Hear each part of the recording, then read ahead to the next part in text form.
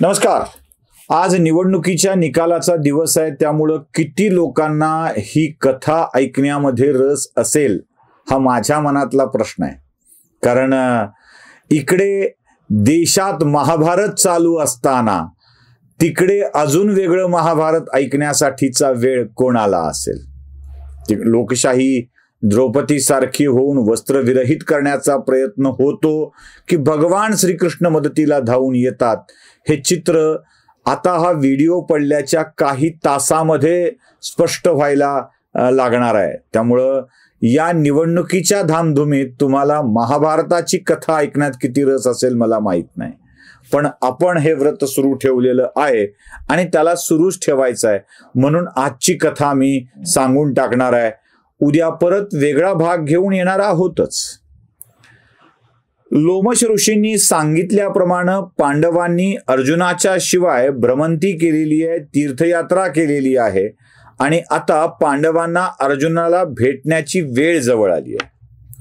त्यासाठी हिमालयाच्या उत्तुंग शिखरावर असलेल्या अलकापुरी नावाच्या नगरीमध्ये जायचं आहे आणि या अलकापुरी बद्रीनाथाच्या ठिकाणी आहे. बद्रीनाथ धाम जिथे आहे तिथेच ही अलकापुरी आहे आणि तिथपर्यंत पांडवांना पायी प्रवास करत जायचा आहे. रस्त्यामध्ये देखील पांडवांच्या संकटांना काही दिलासा मिळत नाही आहे. जट नावाचा राक्षस द्रौपदीला पळवून नेण्याचा आणि पांडवांना मारण्याचा प्रयत्न करतो, पण या प्रयत्नाला भीम हाणून पाडतो आणि जटासुराचा वध करतो. ही कथा देखील आपण बघितलेली आहे. आता अर्जुनाच्या भेटीची ओढ आहे आणि हिमालयातल्या उत्तुंग शिखरावर असलेल्या पर्वतराजींच्या मध्ये अलकापुरी वसलेली आहे, तिथंही जायचं आहे. बद्रीनाथ धामाचं दर्शनही घ्यायचं आहे. पांडव 4 जण आणि द्रौपदी असे मिळून प्रवासाला निघालेले आहेत. आता जसजसं पर्वत शिखरांच्या उंचीकडे जाऊ लागू तसं तसं पांडवांच्यासाठी तो प्रवास खूप खडतर होतोय. बर्फांच्या मध्ये पाय धसतोय, तो काढता काढता त्रास होतोय.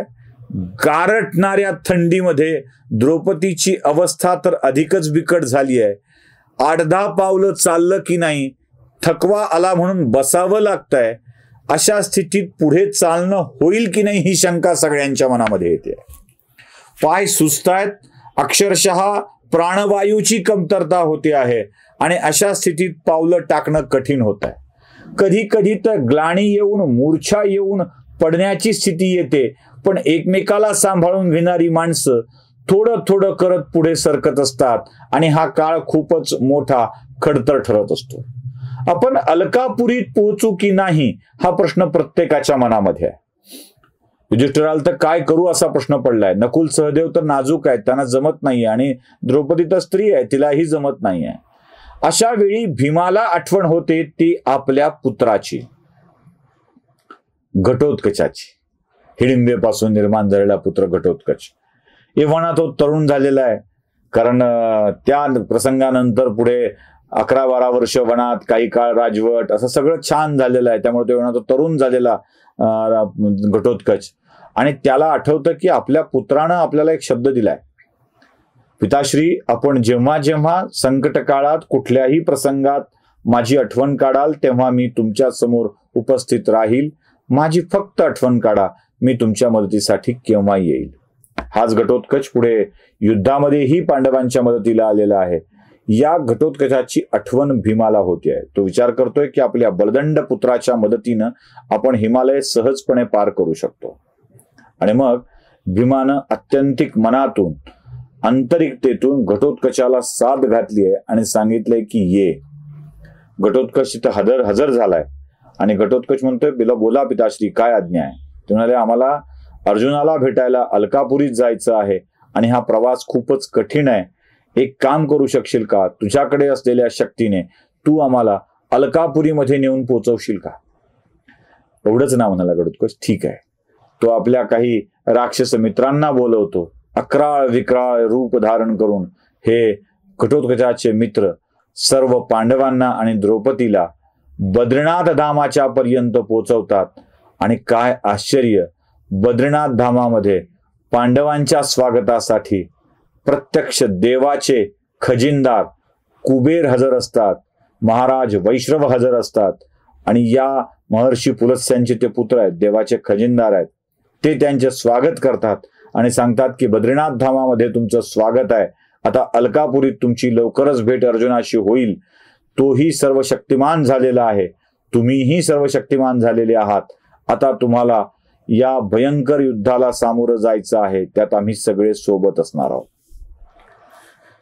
काही काळ घातल्यानंतर अर्जुनाचा इंद्रलोकातला दिव्य रथ तिथे येतो आहे आणि मग अलकापुरीमध्ये बद्रीनाथ धामाच्या जवळच पांडवांची आणि अर्जुनाची गळाभेट होते आहे.